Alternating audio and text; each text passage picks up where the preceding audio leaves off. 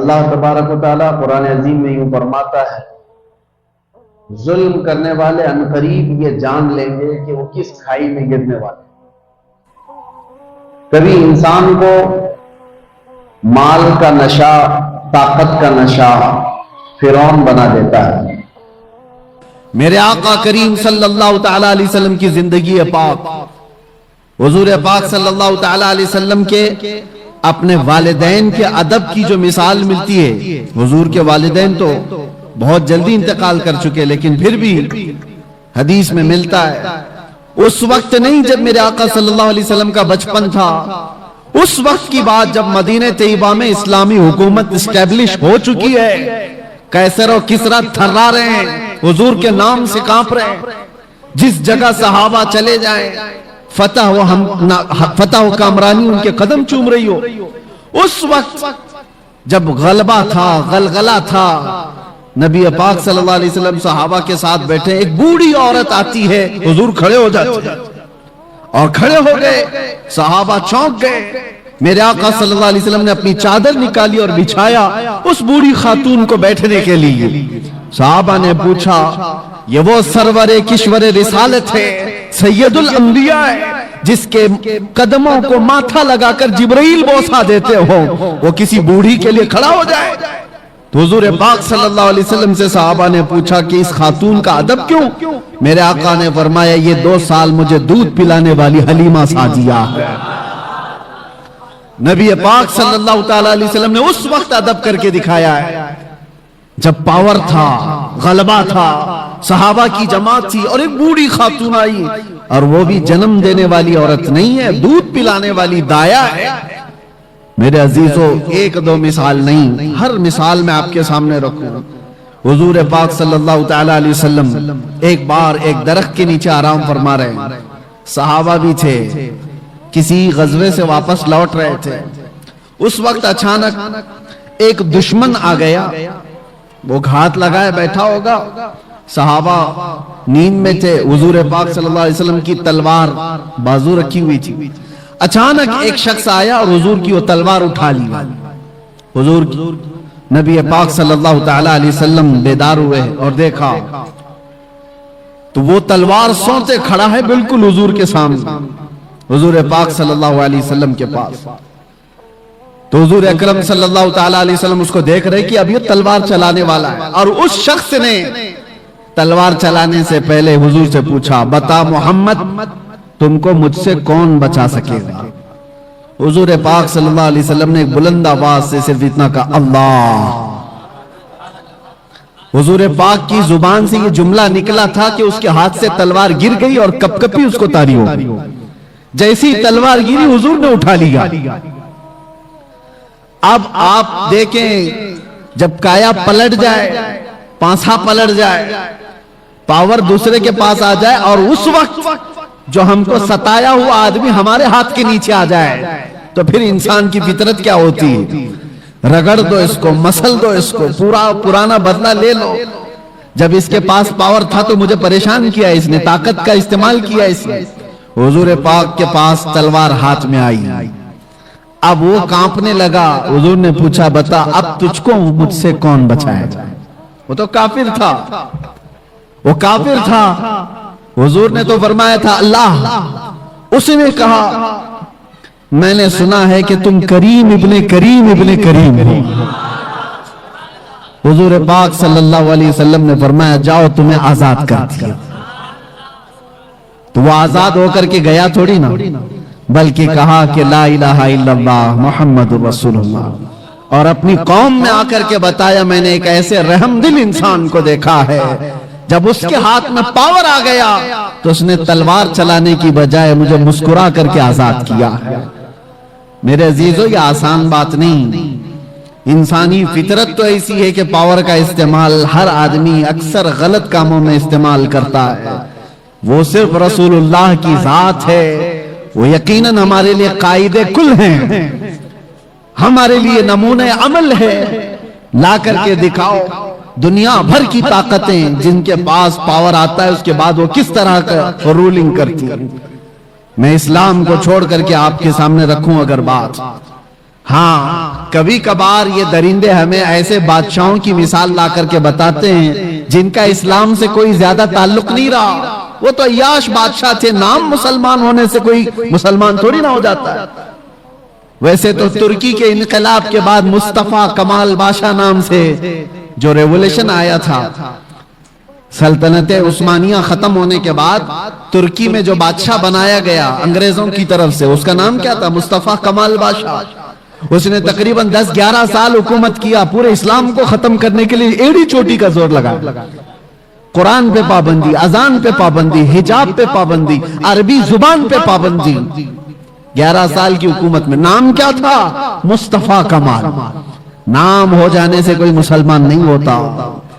ہاں یہ بات یاد رکھے، مثال لاؤ ایسی کہ ابو بکر و عمر و عثمان و حیدر رضی اللہ تعالیٰ عنہما جیسی، کہ ان کے دور خلافت میں اگر آپ کو ہزاروں مثالیں رکھوں، پاور تھا، غلبہ تھا، طاقت تھی، تب پھر کس طرح کا استعمال کیا ہے۔ آج دنیا کو دیکھو، نہتوں پر جو ظلم کیا جاتا ہے، برابر کا مقابلہ ہو تو سمجھ میں آئے کہ دو پہلوان میدان میں لڑ رہے ہیں۔ فلسطین اور اسرائیل کے معاملات کو پوری دنیا جانتی ہے۔ ایک طرف کنکر اور پتھر لے کر لڑنے والے بچے، اور ایک طرف پیٹروٹ میزائل پوری دنیا کو سپلائی کرنے والی ہائی ٹیکنالوجی پاور والی طاقت۔ کوئی مقابلہ ہے؟ کوئی مقابلہ نہیں، لیکن دنیا دیکھ رہی ہے۔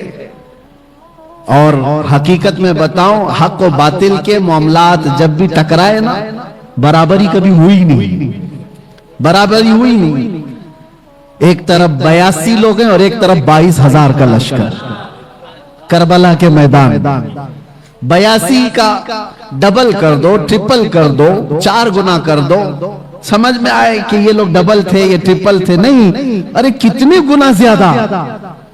80 لوگوں کے مقابل میں اگر 22,000 آئے تو کوئی کمپیریزن ہو سکتا ہے؟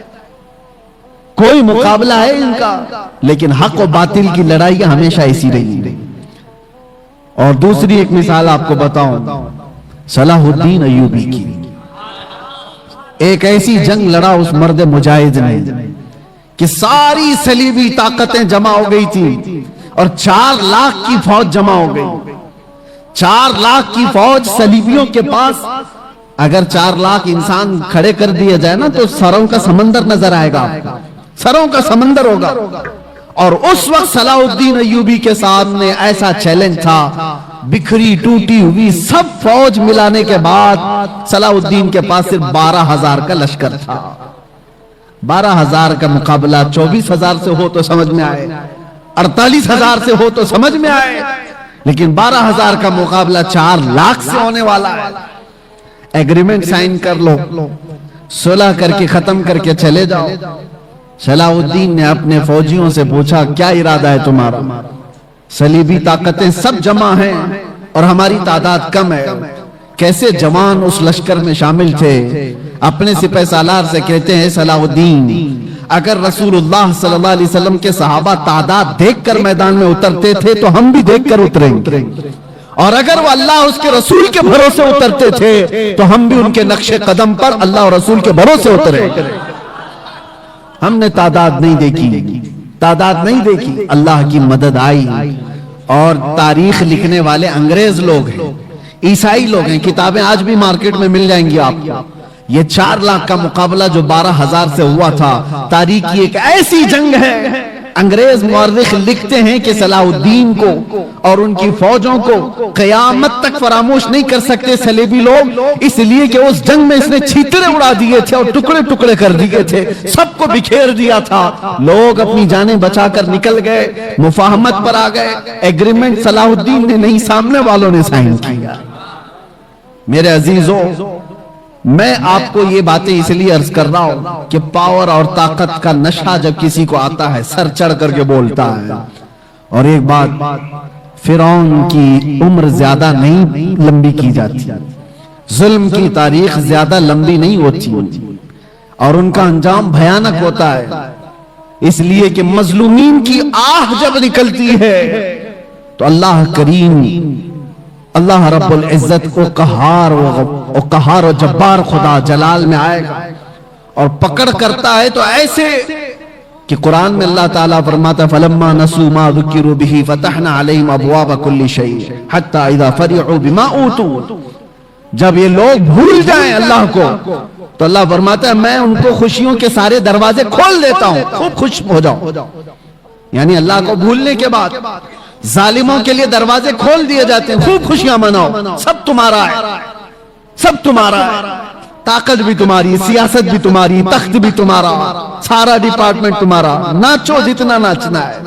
پھر اللہ فرماتا ہے فَأَخَذْنَاهُمْ بَغْتَةً، اچانک ہم ایک دن پکڑ کریں گے، اچانک ایک دن پکڑ کریں گے، اور پھر پوری دنیا کی طاقت اس پکڑ سے اس کو آزاد نہیں کرا سکے گی، نہیں نکال سکے گی، اور ہم ظالم درندوں کے انجام کا انتظار کریں گے انشاءاللہ. اور آپ دیکھنا میرے عزیزو، ہماری زندگی رہے نہ رہے لیکن اللہ حی و قیوم ہے، واللہ ہمیشہ سے ہے اور ہمیشہ رہنے والا. لوگ یہ سمجھتے ہیں آج ہم پاور میں ہیں اور ہم طاقت میں ہیں، ان کو مار دیں گے، ان کو کاٹ دیں گے، سب کر لو، لیکن اللہ تو زندہ ہمیشہ رہنے والا ہے. ہمارا وارث اللہ رب العزت ہے، ہماری تمام چیزوں کے لیے اللہ کریم ہے. ہم نے جب یہ قرآن میں پڑھا وَأُفَوِّضُ أَمْرِي إِلَى اللَّهِ، اللہ نے یہ قرآن میں سکھایا ہے کہ یوں کہو کہ میں نے اپنے سارے معاملات اللہ کے حوالے کر دیے. ان اللہ بصیر بالعباد، بے شک اللہ اپنے بندوں کو دیکھ رہا ہے. تو پھر دیکھو اللہ تعالیٰ بندوں کو کیسے دیکھتا ہے. ہاں وقت لگتا ہے، تھوڑے دنوں کی بات ہے، میں نے اس وقت دیکھا پڑھنے کے میرے مطالعے میں ایک چیز آئی تھی. حضرت ابو جندل ایک صحابی مکہ میں گرفتار ہوئے تھے، قیدی بن گئے کافروں کے ساتھ، اور تقریباً جانتے ہو 16 سال انہوں نے کافروں کی قید میں گزارے. اور جب رسول پاک صلی اللہ علیہ وسلم صلح حدیبیہ جو ہوئی اس دن حضور 1400 صحابہ کے ساتھ عمرہ کرنے آ رہے تھے، تب مکہ والوں نے روک لیا تھا اور ایگریمنٹ سائن ہو گئے تھے. صلح حدیبیہ جو ہے اس میں یہ تھا کہ مکہ سے کوئی بھاگ کر کے جائے گا تو مدینے والے اس کو واپس کر دیں گے، اور مدینے سے کوئی بھاگ کر کے آئے گا تو ہم اس کو واپس نہیں کریں گے، ہم اپنے پاس رکھ لیں گے. سب ایسی ایگریمنٹ انہوں نے سائن کی تھی. اسی وقت یہ ابو جندل صحابی قید سے نکل کر کے آ گئے تھے. اندازہ کرو 16 سال کے بعد کوئی زنجیریں توڑ کر کے نکل آیا ہو.